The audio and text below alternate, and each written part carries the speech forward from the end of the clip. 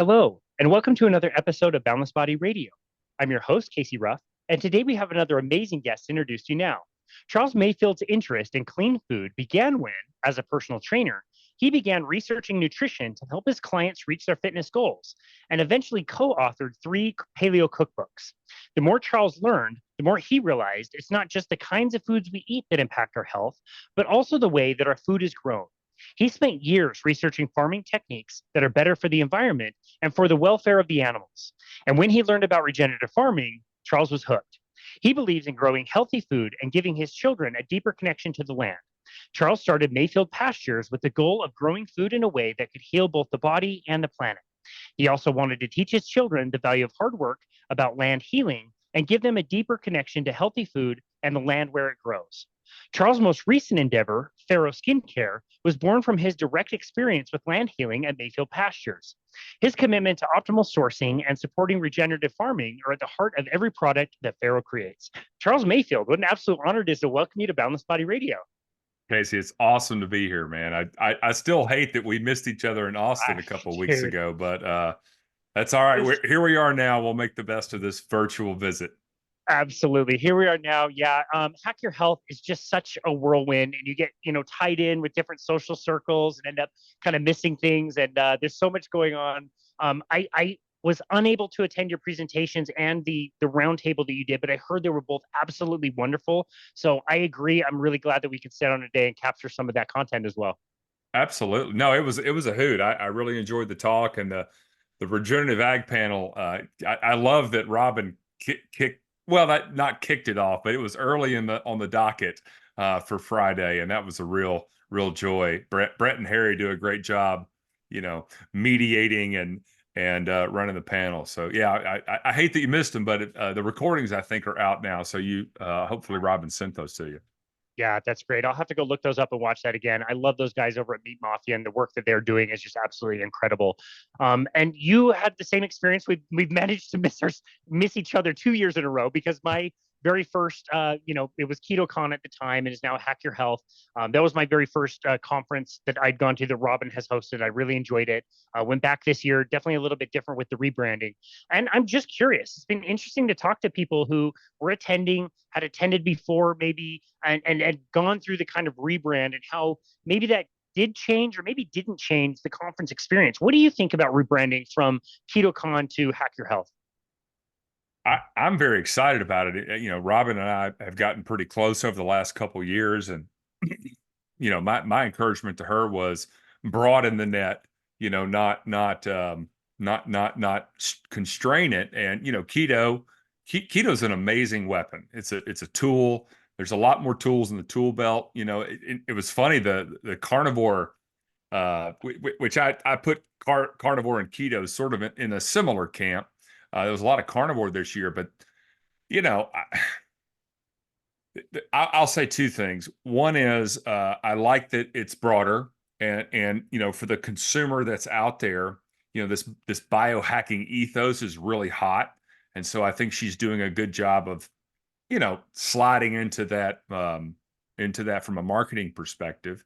And the reality is, there's more than one way to skin a cat, and so the idea now that she can attract, I'm over here in skincare, but there's a bunch of really cool brands that are emerging. I'll give you one example: masa chips.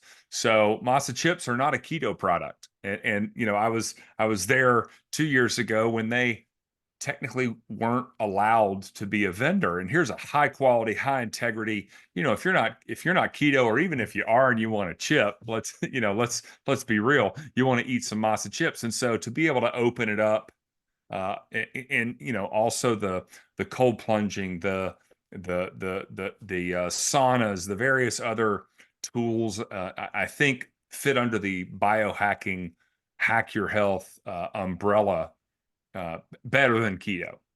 Yeah, that's a really great point. I am planted firmly on the fence about different opinions on all these things, and I've heard, some people say that like it's a shame that they're moving away from, maybe not necessarily keto, that now has this like interesting kind of connotation, and people think it's this weird diet, and that there's people out there melting entire sticks of butter in their coffee and that kind of thing, and they wish it would be like more maybe nutrition centered, but just kind of in like a, getting into ketosis versus like the keto diet, if that Hmm. makes sense. And I've also heard feedback of like, we don't necessarily love the fact that we're trying to tell people that you should be quote unquote hacking your health. Like you can Hmm. also use things like sunlight and cold plunges and all that stuff. But all that said, like I do that stuff. Like I'm sitting on my grounding mat and I use blue blocking sunglasses and I sit in my sauna every night. And so I see both sides of that argument and like really appreciate that it was a wider net and could hopefully encompass more things and more people. I agree. If I could say one thing about the biohacking community, first of all, it's a great community, but secondarily, and this is one of the reasons I'm a big supporter of Robin, is she is not short to say, handle the low hanging fruit first. I think as a consumer, as a person sort of seeking health, we want to try and find the shortcut. And so I see a lot of that in the biohacking community. We step over pennies to pick up, or step over dollars to pick up pennies. It's like your sleep sucks, you're not drinking enough water, go for walks, the basic stuff. And people are like, oh, I need the latest and greatest this, that, or the other. And I think having gotten to know Robin pretty well, she gets that. And so I think that comes through, not only in the speakers she attracts. I mean, again, I love hearing diversified opinions. And I think, again, we're all a little unique. I mean, the core is pretty standard across the board, but when you get into some of the more I would say deleterious kind of health and wellness problems that people can suffer from. I count myself very fortunate. I didn't come to paleo or keto or hack your health through the lens of I was sick and needed to get better. There's a lot of people there that are in that boat, and so I think it's important, and I think Robin's committed to, attract anybody that, first and foremost, do you want people to get healthy? Secondarily to that, is a little bit of humility in that, it's not one size fits all. And so, yeah, I'm happy with the rebranding. I'm really happy that she's moving it. She's moving it to Tampa. I had Did you know that? heard that. I Yeah. had heard that, but I didn't know that that was confirmed. So that is the case. It's confirmed. She's moving it to Tampa. We were on a after action report call maybe 2 weeks after Hack Your Health. I just said, hey, listen, I took notes through the weekend. I was I, maybe you attended this before. Anyway, there was a Paleo FX conference in Austin, Texas for years, and it Okay. was in the same space. That Palmer Event Center, and I never missed one of those. My Julie and I were early in the paleo space with our cookbooks. And so I watched that thing really grow. I mean, I think that at the height in maybe 2019, there were, 4 or 5,000 people there. It was Wow. unbelievable.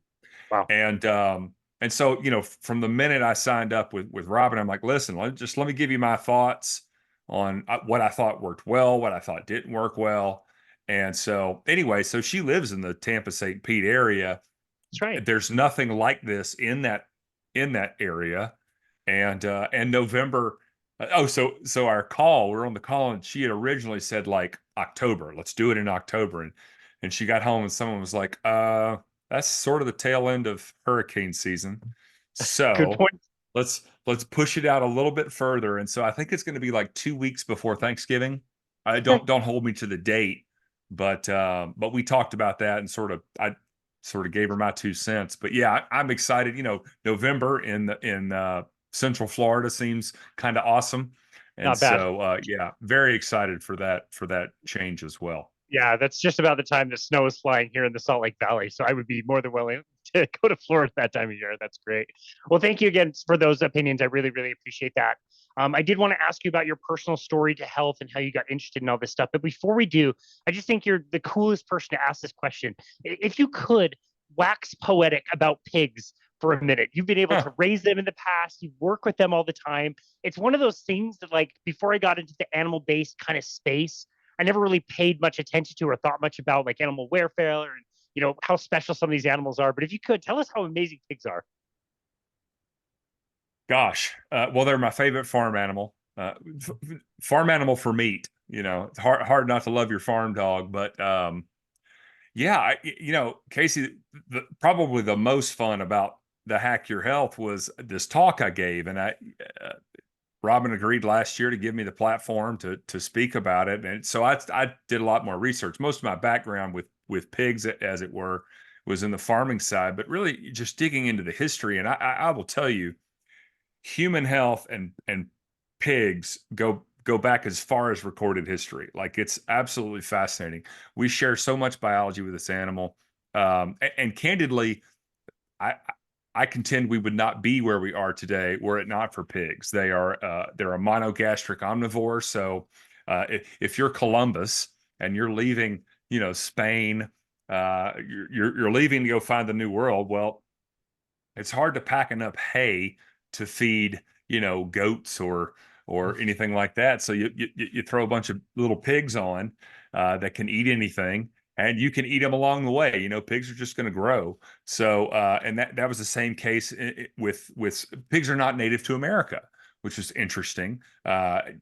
I sort of intuitively knew that, but really digging into the literature, they're not native to the United States. So we've got this really cool microcosm of, I'm hesitant to call it an invasive species. I love them to death. They can be in a wild setting, but they are gregarious. They're smart. They are an omnivore, so everything's a potential meal. So if you've ever raised farm animals, any herbivore is a prey animal. Have been, will be forever. And so all the biology of a prey animal is really freeze and run. And so it's a little harder to get to know your herbivores. But a pig, man, they are smart. They will do things on a farm that cows and sheep will not do. They root. They're born to root. Their nose is constructed in such a way. This is one of the factoids from the talk. Actually, when a sow gives birth, her milk letdown is signaled by the piglets. They just come out and they find those teats, and that they will actually massage the teats on the sow with a rooting motion. Like, I've Huh. witnessed this, and so they're taught to dig from day one. Highly intelligent. They say the cognitive capacity of about a 3 or 4 year old toddler, and those Wow. are human toddler. Um, they taste amazing, but it's hard to argue with bacon. But the other thing is, when you raise a healthy, happy pig, we say all pigs deserve one bad day. And when you do that, they metabolize all these vitamins and minerals mechanistically the same way humans do. Um, they've got all these different hormones that we use. I mean, pigs are a modern day medical superhero. Like the heart valve, we harvest heart valves from pigs, use them in humans. I think there's over 20 different hormones. If you've got a friend that needs an EpiPen, the epinephrine in that pen more than likely came from a pig. And so, just as an example, and so they're modern day heroes in many regards. They're great for the land. Again, doing things that pigs or that cows and chickens and goats and sheep will not do.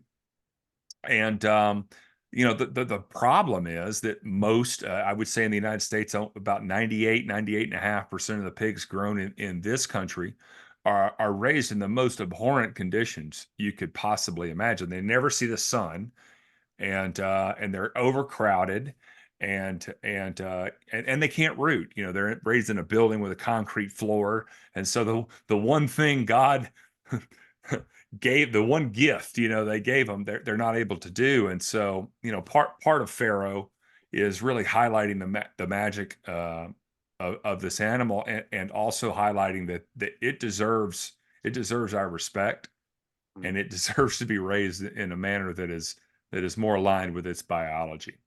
Wow. Well, I really love that. I think I learned more about pigs in the last 5 minutes than I've known my entire life. So I really do appreciate that. Let's go back and talk about your own personal story towards health and how that then intersected with your love for raising pigs and how you eventually got to do what you're doing today. Yeah, sure.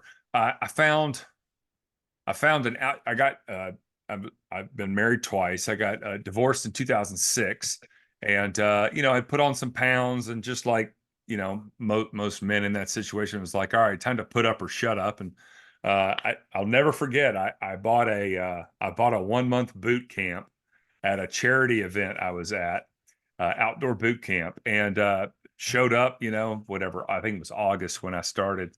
And it was, 3 mornings a week outdoors, jumping jacks, all the fun stuff. But the owners of the boot camp had literally just opened, I think it was the third CrossFit gym affiliate in the city of Atlanta, Wow. and probably top 100, in the top 100 of affiliates overall. So I found CrossFit, and man, like a duck to water, I loved it. I played high school and almost college sports, and it was just unbelievable, the community and all that. And it was CrossFit that led me to nutrition. Started, they had integrated nutrition into the boot camp, and so we were logging our food, all sorts of fun stuff. And yeah, so CrossFit led me to sort of paying a little bit more attention about what I ate and how much of it. And then Rob Wolf, I'm sure you're familiar with that name. Of Rob course. Wolf at the time was teaching the nutrition certification for CrossFit. And so traveled down, I think, to Jacksonville, Florida. This would have been 2009, and got the CrossFit nutrition certification. And Rob was really the first one to open our eyes to paleo. CrossFit was pretty hard and fast on the zone diet, very serious zone. And I love the zone, but if you've got a penchant for obsessive compulsive nature, weighing and measuring your food can get really dicey. And Rob was really the first one to say, instead of focusing your energy on weighing, measuring, maybe we focus it on quality, and this ancestral diet. And so that was an introduction to paleo. Paleo ultimately, my second wife Julie and I got really into it, and we were both at home sort of cooks. I love to cook, and so yeah, we started tinkering around with recipes, and got to know Rob at the nutrition certification. And so we'd email him recipes, how we paleo-fied this. And fast forward to 2010, and Rob, his first book, The Paleo Solution, was dropping, and he was in Atlanta doing a promotion. And of course, we're all out. We cooked a bunch of food for Rob and Nikki and a bunch of friends, and and in the middle of dinner, Rob's like, "You guys are writing a cookbook." He's like, "I just launched this book. My publisher's like all over me. You always follow up a lifestyle book with a cookbook." And he's like, "I'm not going to write a cookbook." So we literally the next day we got an email introduction to his publisher, and so that was how the cookbooks manifested. And shortly thereafter, uh, got into doing more training for the CrossFit gym, and ultimately opened up my own affiliate for about 5 or 6 years. We were a CrossFit affiliate, ended up de-affiliating and just sort of focusing on strength and conditioning. Not to begrudge CrossFit by any means, but yeah. And then it was also the sort of the paleo community, that Paleo FX conference, that first really got me interested in farming, and food access, access to food, knowing where your food comes from. And so in 2013 or 14, Julie and I were asked to go to Polyface Farms in Virginia. This was I think the inaugural year that the Farm to Consumer Legal Defense Fund launched. And so this was a big fundraiser. And so Rob was invited, Sally Fallon Morell of the Weston A. Price Foundation was there. And so I got to see Polyface in person. I call it Mecca. I mean, it's just if you've never been, you should totally go.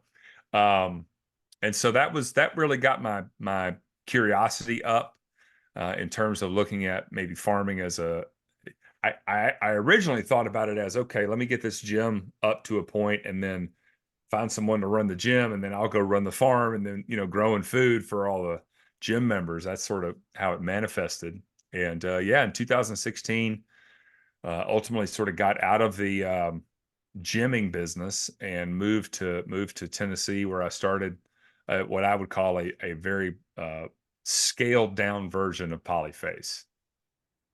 Oh, that's amazing. And I know you don't do that anymore. I think you had to let that go about a year or two ago, but that must have taught you so many different lessons and must have felt probably the most connected to the earth and other lives out there than ever. Is that true? There's no question. And my kid, let's see, 2016, Adeline was 2, Scott was 4. And I incorporated some of the early videos and pictures of them with the farm animals, and they've been with me the whole time. They're at the house now while we're recording, and we've transitioned now. Adeline helps me make the creams, and Scott when they're here, and Scott, we just got through. Actually, I'm in our fulfillment center, and so I've got one more order to pack up. But before we hopped on, the kids were in here with me, printing out mailing labels and pulling orders, and so it's been great to sort of transition them from the farm to Faro. But Scott asks all the time, like, when we're going to farm again. I'm like, someday, son, someday, I promise. That's a good direction of transition too. Let's start you on the farm, and then it'll be like packing orders so much easier than actually like doing the farm work. That's a good direction to get the kids going Yeah, in. yeah. No, but I would say that especially for young kids, the vast majority of life's best and hardest lessons are just baked in the cake of farming. Yeah. And you got to get up every day, whether it's raining or cold. The animals need you to be there for them. Hard work, sweat by the sweat of your brow, and then also the rewards. You get intimately impacted and close to these animals, and the common question is, well, then how can you take that life and turn it into food? And it's not easy, but I think many of the ills of our modern day world are a byproduct of most consumers being so disconnected from their food. And so life is precious, and it's precious because we all die. And the more lessons you can learn about life and death farming versus the real thing, the better. Yeah, I love that. And we're going to be talking obviously primarily about skincare today, but you Hmm. and I were talking offline that the intersection between the food that we consume and the products we use on our skin, it's such a fine line between the two. You're kind of talking about the same thing. And you just mentioned like where we are with our food systems today is not great. What you're describing about raising pigs, the way 98.5% of people do it, like you said, is really terrible. And like when you go out and you see how sick people are, it's really tragic. And so, like, how did we get to this space where we're so disconnected from our food? Well, it's by design. I'll steal a story from Joel Salatin. If you're at a party, you know, and your farmer shows up in a Mercedes Benz, everyone at the party is going to think, well, that farmer's charging too much money for their food. But your banker, your accountant, all these other, professions can easily. Oh, of course, he's a banker. He's supposed to drive a Mercedes. The federal government has played uh, a very large role in cheapening, commoditizing, incentivizing the absolute worst foods. We don't have to go too far down the rabbit hole there, but I mean, the U.S. Department of Agriculture is in charge of our food pyramid, not the Food and Drug Administration. So just I love to tell people, like, we've lost our intuition. Just step back from that statement, just 1 foot, and go, why is the Department of Agriculture that subsidizes corn, wheat, and soy, why are they setting the dietary recommendations? Shouldn't it be the FDA? And you got dual income households now. There's fewer people, at home uh, preparing meals. We've told everyone that cooking your own food is it's hard and it's expensive, and yet diabetes and some of these other ills of the modern era are, well, you just fix that with a pill. And so I mean, we spend less on food in this country and more on drugs, I think, than any other country in the developed world. And so I think I think that's by design. And the food industry is built on, and I would say the food industry and the diet industry, they're sort of correlated, highly correlated. The food industry is built on cheap, intellectual property, and what can I trademark, what can I patent, and not nutrition. That calories maybe, but not nutrition. And the diet industry is built on failure. It's built soup to nuts on you're going to eventually fail. This is unsustainable. I hate the term diet, even though I've used it plenty of times. But once you adopt the mindset that this is how I should live, and not this is a diet, because diet's temporary, diet's finite. But and again, that's by design. Over here on skincare, the skincare industry and the regulatory bodies over it, which happen to also actually happen to be the FDA, it's built on aging and drying your skin faster. Right. So diet industry is built on failure. Skincare industry is built on we're gonna make your skin look older faster, so that you need more products, and so the similarities are quite amazing between those two industries. Really is, and it's interesting that it all centers to me around the way we view fat, in particular, with saturated fat, the stories that we've been told. And like, you go back 100, 200 years, and it's like anything that we would have eaten and anything we would have used on our skin would have been primarily animal based in fat. And like the Not production of, not primarily. not primarily. 100%. Thank you. Okay, 100%. And If you with walked into a general store in the United States of America. Now, let me say this with a caveat.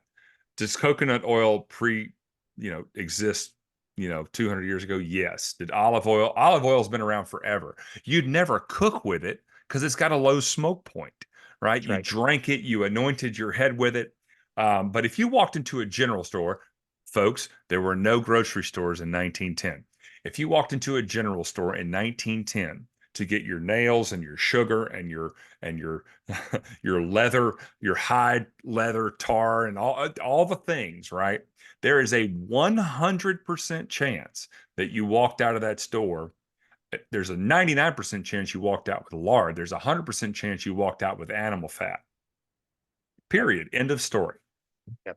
Thank you. No, I really appreciate that. And just complimenting, the year after is when Procter and Gamble came out with Crisco, crystallized cottonseed, and started to give cookbooks to all the mothers in America. And like, I understand that the tallow, industry at the time, the animal industry was not the best and not the cleanest at the time. And now there's this like bright white looking kind of product that's made, and all these mothers are getting pitched this idea that this is clean and delicious and you can put this in your food and start consuming this.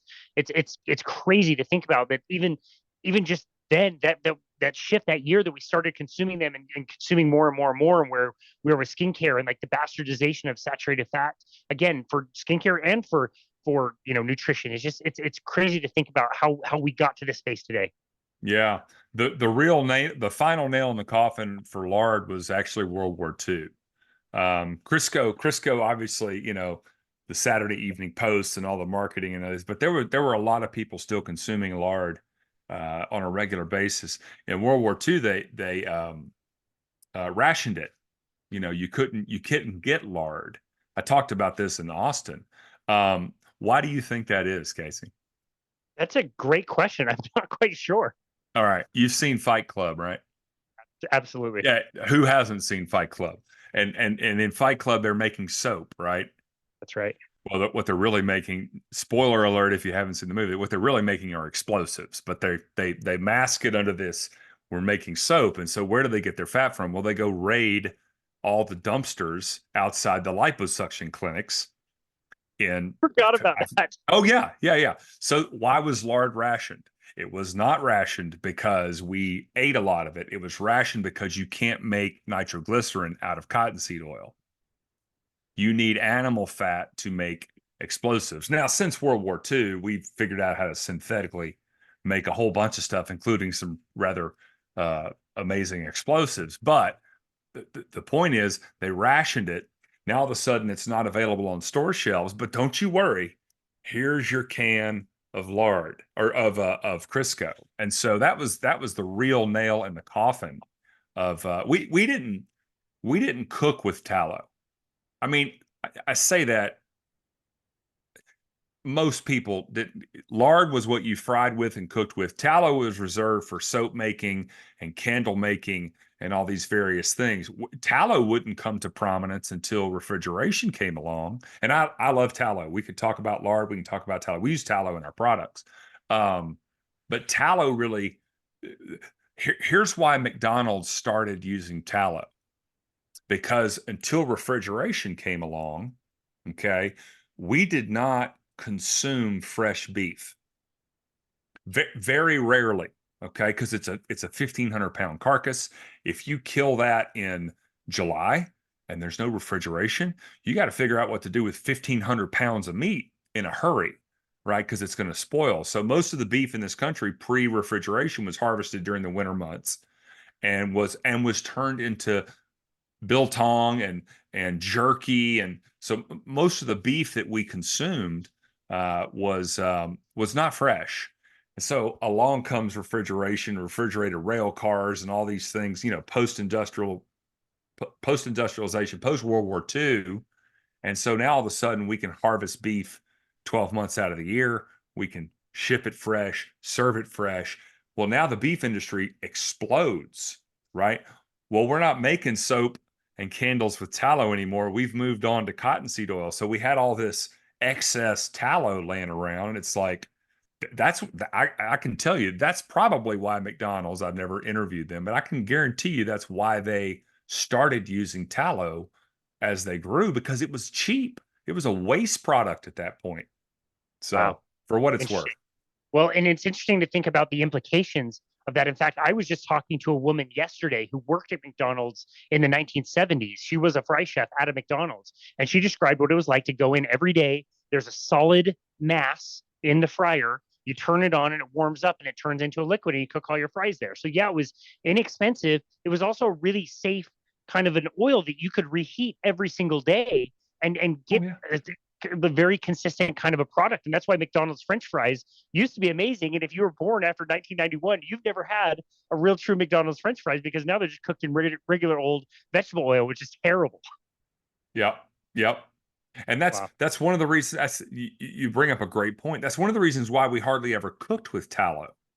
If I live out on the prairie and I'm cooking and frying and doing the things, tallow at room temperature is hard for you just meant, it caps over. You got to heat it up. And so if I'm in the middle of making biscuits, or I need to weigh and measure out, a portion of fat, well, lard at room temperature is very viscous. It's almost liquid, and so, certainly at room temperature prior to HVAC and air conditioning, right? It's probably liquid most of the time. But yeah, lard was our predominant cooking fat, prior to mechanization, and industrialization and things of that nature. So I appreciate that. Are there any other differences we need to know about different animal fats? I mean, we throw around some of these terms all the time without really understanding it. And you do such a good job explaining some of this, like suet. What's the difference between suet? And is that the same as any beef fat and just tallow and all that stuff? Like, this would be probably a good time to talk about that. great question. Yeah. So suet is a term for the unrendered fat, visceral fat from a cow. You've got tallow. This is my definition. So if someone out there disagrees with me, I'm sorry. But tallow is sort of a ubiquitous term for the rendered visceral fat from a ruminant. Now, that's most commonly a cow or beef, but you've got elk tallow, bison tallow, deer tallow, any herbivorous ruminant. And this is important, it's the visceral fat. Okay, so we have two predominant fats. As a mammal, we have two predominant fats. We have subcutaneous, belly, back fat, and then we have visceral fat. So this is inside our organs, and this is important because the biological function of visceral fat, whether it be a pig, a human, or a cow, is to protect the organs. So it functions like an airbag. So it's not to store things, right? That's the role of our subcutaneous fat. Now, in the beef industry, this is why tallow is rampant everywhere. In the beef industry, all your subcutaneous fat is going into the meat production side of the house. So, your 80-20 grind. Well, you got to get that 20% fat from somewhere. Even the leaner grinds are going to require fat. The tallow, the soot, which is a term for the unrendered fat from beef, visceral fat. That's different. Now, can you take the suet and grind it and put it in with the meat for grind? Sure, absolutely. But most people don't do that, and so it sits over here in sort of waste product land. Lard, just to keep on this thread, if you hear the term lard, that is unique to a pig. So, cow, ruminant, herbivore, multi-chambered stomach, utilizes fermentation for it to metabolize its diet. Over here, in food production land, you've got two predominant monogastric omnivores: pigs and chickens. Chickens are the most recent addition to our culinary delights. But 100 years, go back to 1910 again. We didn't have fried chicken or barbecue chicken. You, Right. you had a spent hen or a couple of spent laying hens, or an ornery rooster that gets its head chopped off every now and then. There were hardly any meat on these birds, and it's old and it's tough, and so you'd throw it in a pot and make chicken soup, coq au vin, whatever culinary delights you wanted to. Pigs we've had as a primary food stuff for much longer, but they're monogastric omnivores. The term lard is the subcutaneous fat. Just like humans, pigs are incredibly efficient at turning excess calories into subcutaneous fat, probably even more so than we are, if you've ever butchered a pig. And so lard comes from the subcutaneous fat. Leaf lard, that's a specific term. Leaf lard is the tallow equivalent in pigs, so that's the rendered visceral fat. And leaf lard as a cooking fat was prized, still is to this day, just no one remembers it anymore, but was prized as a baking and frying fat due to the visceral nature of that fat. Again, it's not a storage organ, so it just stays inside the organs until the animal is life ends. But it doesn't store any, it's odorless and it's colorless, right? So it doesn't impart any flavor or smell to your pie crust or your, fried steaks or anything like that. And so it was a prized fat for baking and frying because it didn't pass on. Lard doesn't smell bad. Everyone thinks it smells like bacon fat. That's bacon fat, which is sort of lard, not really.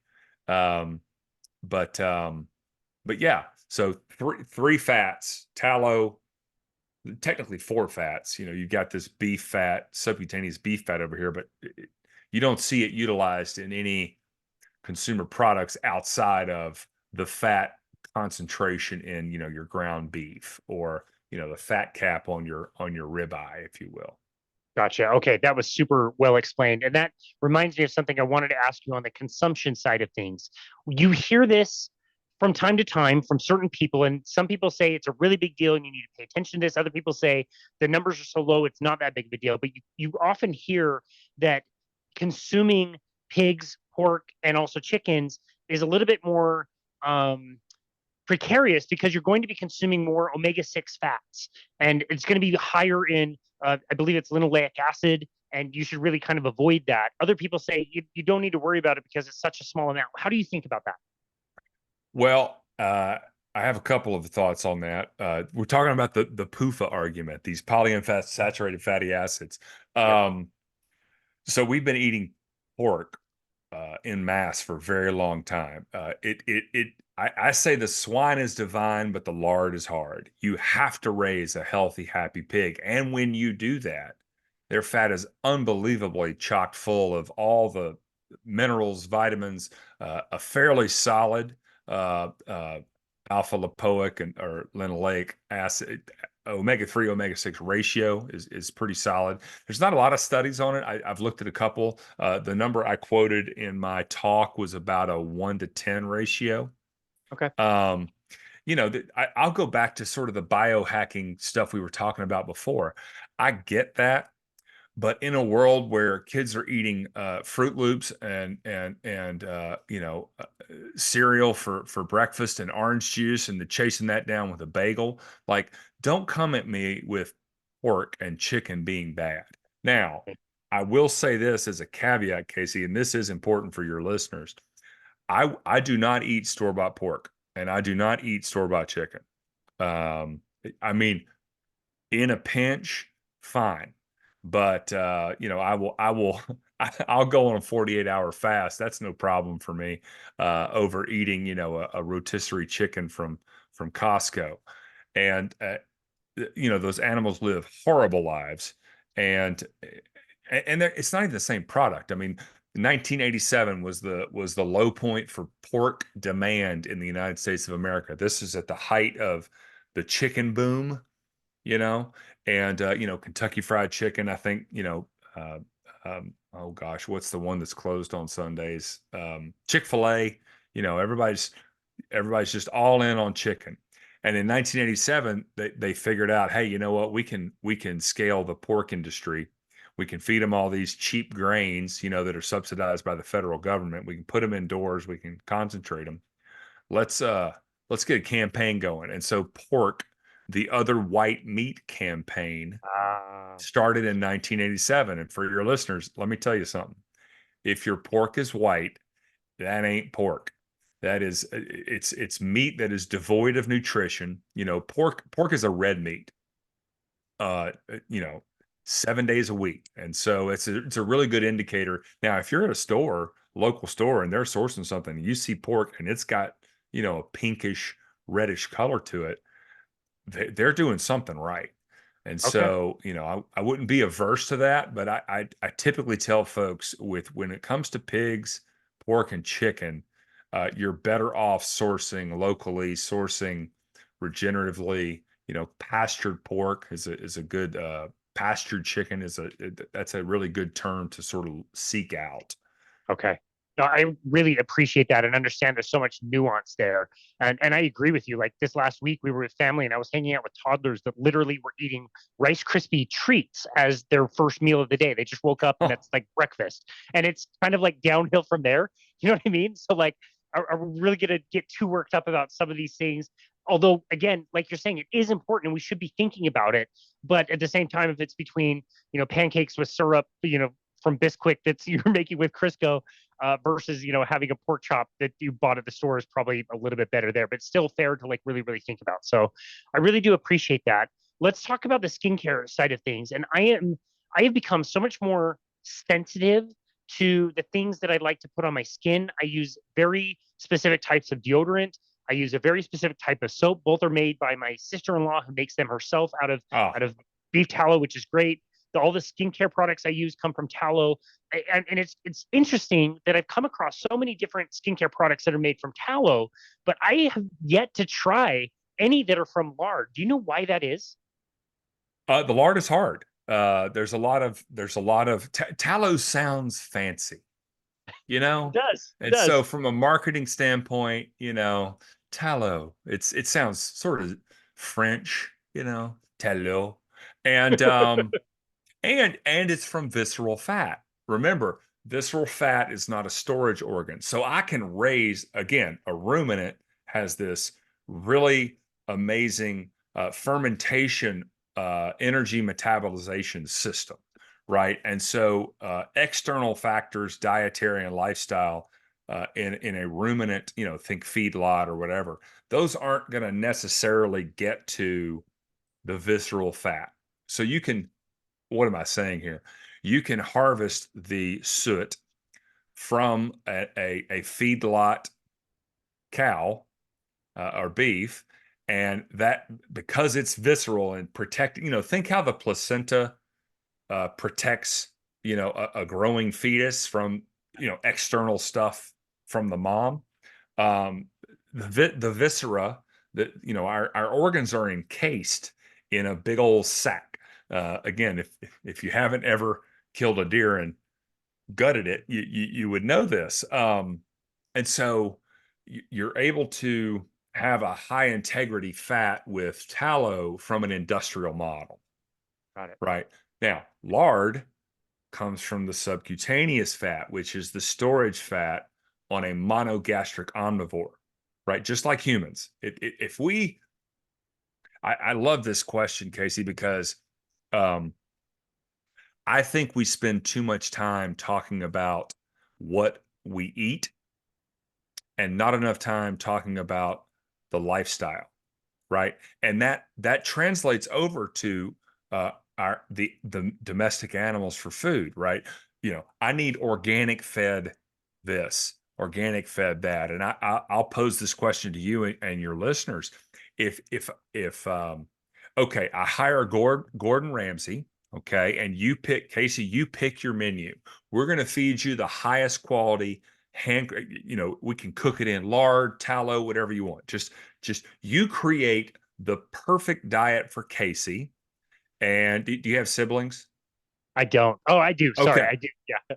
Okay, you have siblings. So your siblings as well, they get to eat it. And I'm going to come visit you too. And I'm going to bring 3 friends. So let's just call this, we got 8 of us. Okay. We're going to eat the very best food we can for 6 months. The caveat is we've got to go live in this 8 by 8 room with no windows and no bathroom. Okay. So the finest foods on the planet, but we don't get to see the sun for, 6 months. And we get to, oh, let me turn this off. That's fine. For those listening, I have the reactions on my Zoom call and I just got a thumbs up. But We got a thumbs up. you're gonna here's the point. Feed you the best food on the planet. You can exercise in there, but you're gonna have to figure out which corner of the room y'all want to use the bathroom in, right? And you're gonna come out of that room in 6 months sicker than a dog if you last 6 months. That is the industrial food system. Okay. And so, gosh, what were we talking about? I got to telling the story. Your Well, question man, was, I'm just thinking like I was so hungry there for a minute, and now I don't think I want to take that trade anymore. That sounds well, terrible, and that's a great way to think about it. we don't we don't put enough emphasis on the life and the lifestyle and the environment. And I would say turn that around. I will contend that I could take pigs and raise them on pasture and feed them absolute garbage. And they're going to root around and they're going to get some, minerals from the land. Humans are the same way. How many people that, I mean, at some point, the cradle falls, but, for the vast majority of us, we can outwork a shitty diet for a while. For a You while. know, Yeah, there's, absolutely. yeah, there's a lot of people that can look and feel pretty good. And again, you've got way more margin on the food if the lifestyle is good. Way more margin. It does not work the other way around. If you're Yeah, if you're devoid of lifestyle, it almost doesn't matter how clean you eat. There's going to be some problems that come up. And so, that's a great point. That's a yeah, great point. There's a recent documentary on Netflix that talks about Olympic sprinters, and you get to see a little bit of the way they train and also the way they eat, and you wouldn't even believe the shit that they eat. And they have amazing bodies that can perform really high, so that makes a lot of sense, at least for a Michael little while, Phelps. You remember right? Michael Phelps and Yeah, the year he made the huge run, his 10,000 calorie a day, like, he goes to Burger King. I forget where the Olympics were, but they'd show him like scarfing down like 4, Big Macs or whatever, Whoppers or whatever. And I yeah. thought, this is just sending the wrong damn message. It kind of is. Yeah, Yeah. I love that. Okay, so anyway, back to the skincare itself. You're talking about how lard is raised and how the quality of Hmm. that affects us. As far as the skincare product, why did you decide to go for lard versus the fancy sounding tallow, Uh, which I like the French version of that, by the way. yeah. So I stumbled upon this a little bit by accident.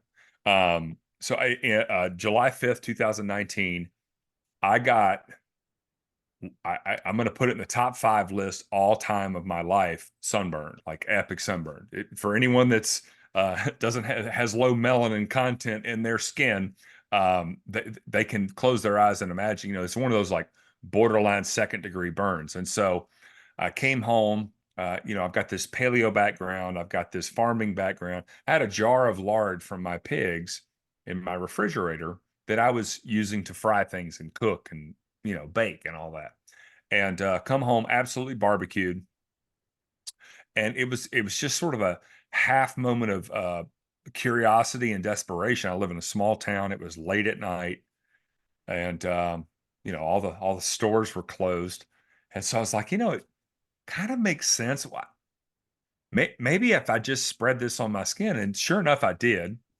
I put it on that evening. I put it on again the next morning. So two applications.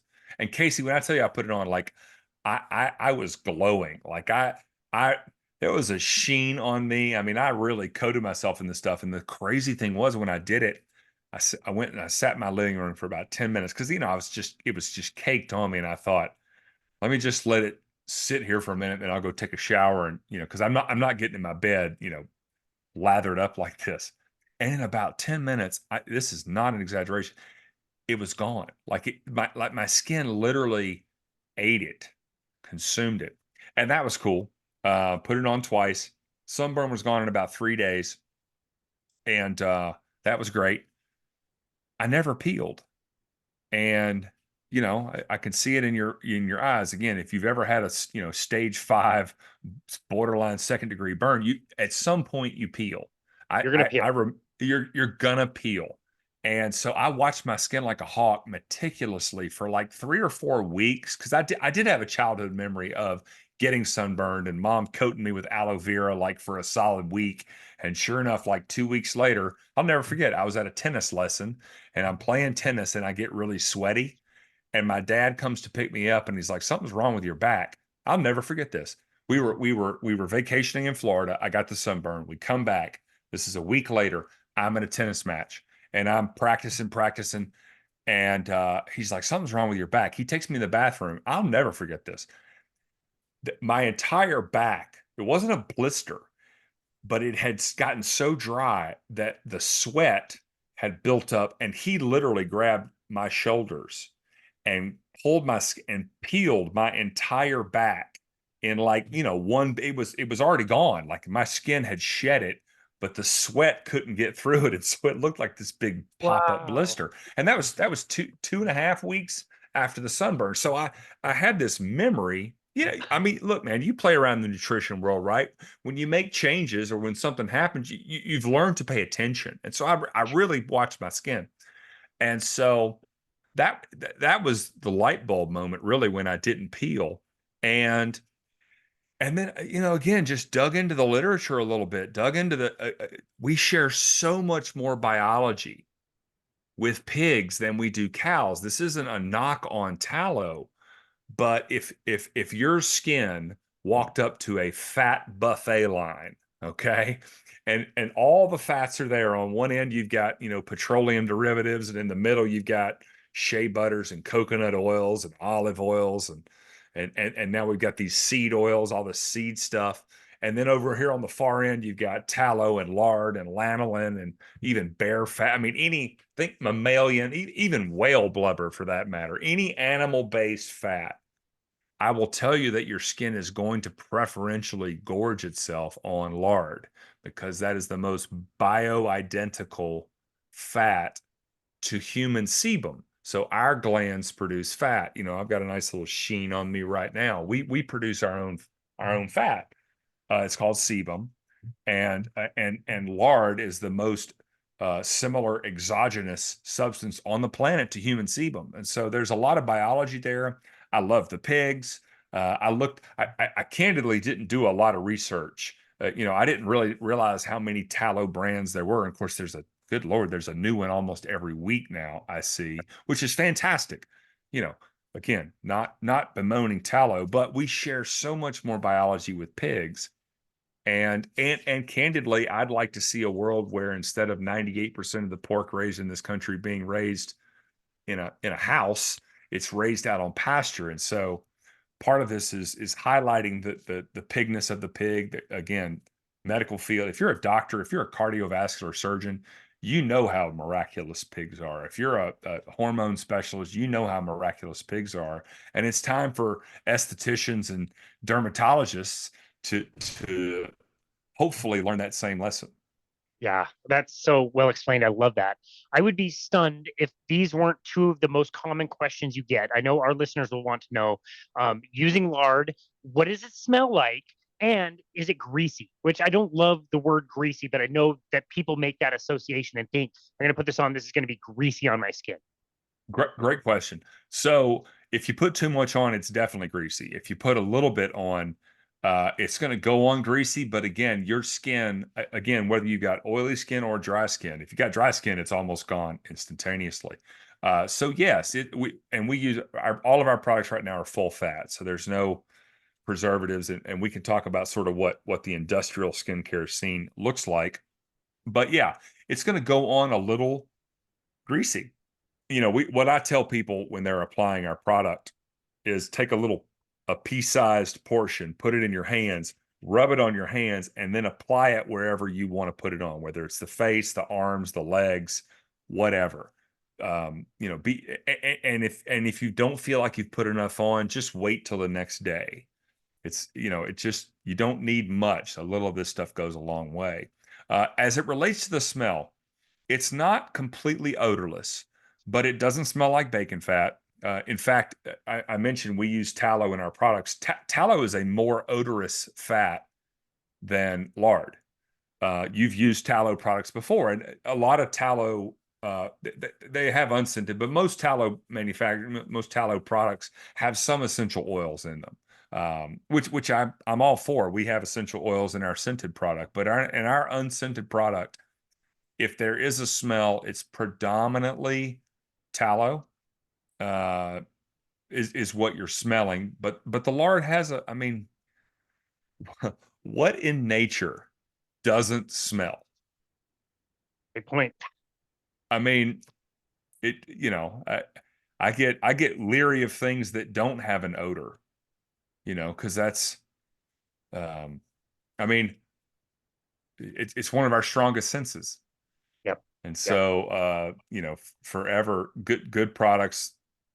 I I would have never guessed this, Casey. When we launched the company, you'll love this.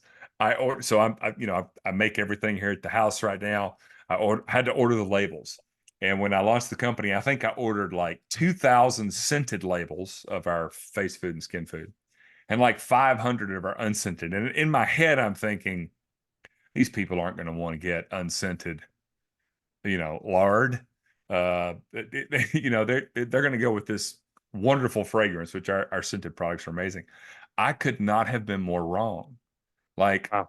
it's unbelievable. I would say it's not 50-50. It's maybe closer to maybe 55-45 unscented over scented products, which Wow. is awesome. That's I think great. that's great. Yeah. Yeah, interesting. What are some of your favorite products? See, I know you don't do a huge diversity of a ton of different products, but the products you use, that you do produce, they do seem like they're very versatile. Like you can use them for lots of different Oh, for applications. sure. Can you talk about some of your favorites? Well, we have 5 products now. We launched with what's called our Total Skincare Bundle, which is you can buy them separately, but it was a combination. We have a CBD elixir, which is actually a sublingual elixir. So, cannabidiol, folks, it's a derived oil from a hemp plant. Does great for lowering inflammation, helping with sleep, all the things that sort of support skin health from the inside out. And so we launched with that, and then our face food and our skin food. Um, I travel. This is fun. I travel with our face food because it's a 1 ounce smaller container. Mm. On the bathroom countertop and in the kitchen countertop in my house is skin food, and I use them interchangeably on my body.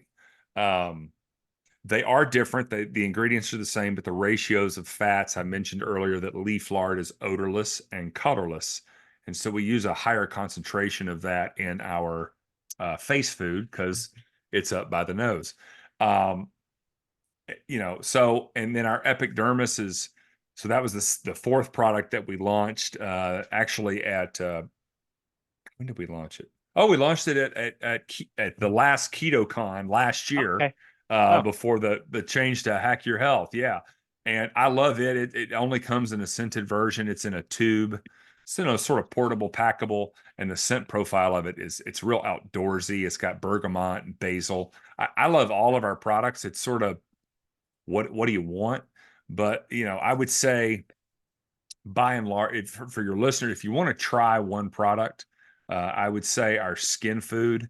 It's our highest ticket item, but it's 2.5 ounces or 2.3 ounces.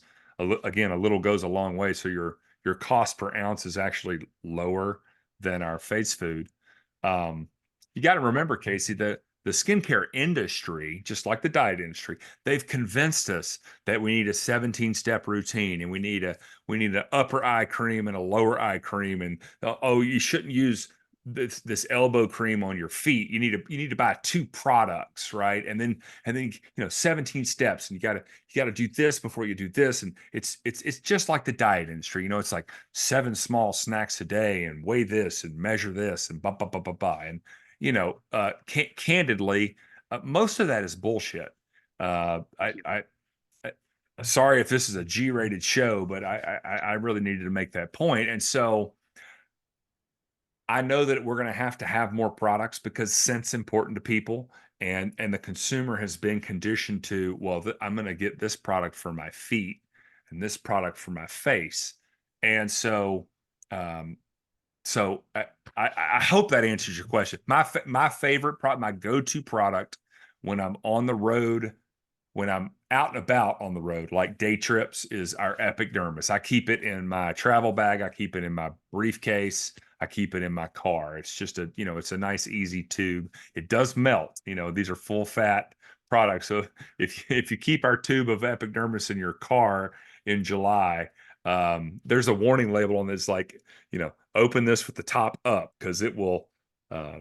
There's a funny clip of, I went on Ben Azadi's podcast last year, and we're in the podcast, and video cameras everywhere, and he's like, I haven't tried this product. You shipped me this product. What is this? And it's like, oh, that's our Epidermis. And he held it. We were talking about it, and he held it in his hand for about 2 or 3 minutes. Well, of course, body heat, and he opens oh no. this thing up, and I mean, it just pours out on his hand. It was really a riot. But any of our products are great. It really boils down to, do you have a smell preference, yes or no?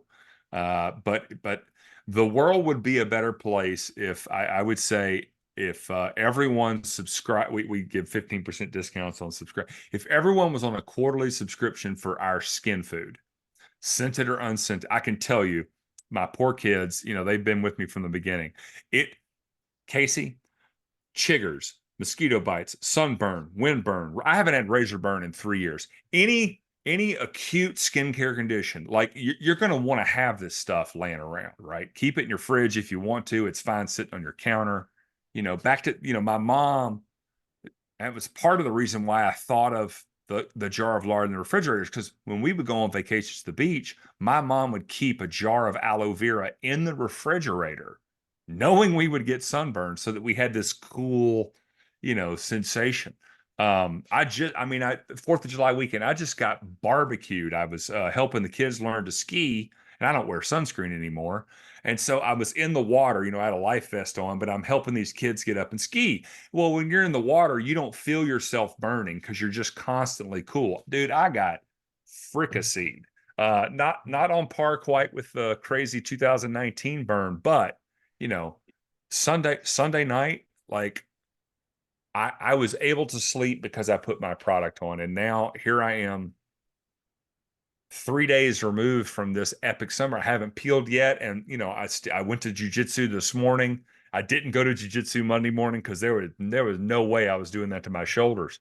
And, but yeah, having this jar, this is our scented. Yeah. Having this jar in your household, especially if you got kids, like, cause I haven't itched in 3 years. Casey, I haven't Wow. itched I want you to think about. So what is itching? Itching is dry skin being stretched. So the mosquito bites you on the arm. Okay, there's a little bit of tingling, but when that mosquito bite swells, right?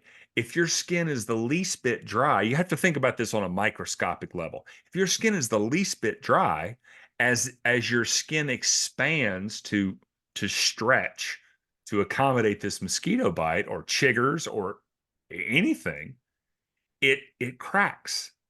It's these microscopic cracks. If you get, a rug burn, the itching when the scab, it's the stretching, and it's I haven't itched. I mean, that's crazy. And all of that aside, the chemicals that they allow in our skincare in this country, it is beyond awful. It's beyond so there are 11 chemicals prohibited for use by the FDA in skincare in this country. 11. By contrast, the EU has over 1,300. Oh my goodness. Right? And so, there's better brands out there. I mean, we figured out that phthalates are highly endocrine disrupting. We figured out that oxybenzones are highly disruptive to our hormones. Right? We figured all this stuff out. Those products are still on the shelves. There's just newer products that don't use quite as many toxic ingredients. And so, especially for your kids, if you have kids are going to get bumps, bruises. My poor kids, I mean, it's literally like anything that happens to them, I'm like, well, it's like the Windex from my big fat Greek wedding. We just put it on everything. So, Wow. Well, but that yeah, sounds amazing. That sounds amazing. I'm going to your website today. I'm going to order some. I can't wait for it to get here. That'll be great. I got eaten alive this last weekend, being outside for most of the weekend, and tons of mosquito bites. So I've been suffering with that. So that all sounds really good. And it's so nice to know that there's people like you out there that are making high quality products that are the most natural versions, and like you said, are the most compatible with us and our evolution and our skin and all that stuff. And so I'm very much looking forward to that. And this has been an awesome conversation with so much passion and education and everything else you brought to the table. I've really, really enjoyed myself, Charles. Where would you like people to go to find you and connect with you and your work? And where can people go to order your products? sure. Our website is Farrow, FARROW, .life is our website. We have an email pop up. So if you sign up for our email list, we'll send you a 15% discount code on your first order. And then if you're on our email list, we send out specials all the time. We're very, very friendly to our subscribers, and of course Cool. newsletters and all that. And then I would say our most active is our Instagram page in terms of social media. We're on X and we're on LinkedIn, but Pharaoh Skin, at Pharaoh Skin, is our Instagram page. And yeah, we just listen. I appreciate you having me on. I certainly appreciate the work that you do, Casey, and we're all rising tides lift all boats. So the more folks we've got having conversations like this and doing the work that you do, and it's just a real thrill to be here. So thank you for the opportunity. It was an honor to host you, man. I really appreciate the kind words. And again, so bummed that we weren't able to hang out in Austin this year. I'm sure we will be able to hang out sometime soon. And yeah, I love your passion and education for getting products like this out to people. So thank you so very much for taking the time out of your busy day to do this today. We really, really appreciate you, Charles. Thank you, sir. Thank you. And this has been another episode of Boundless Body Radio.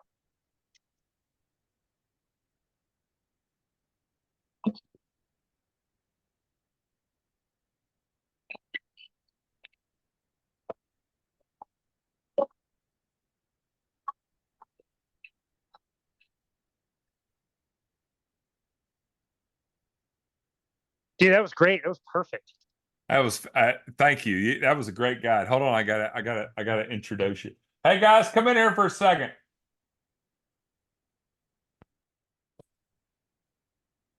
You got to come meet Casey.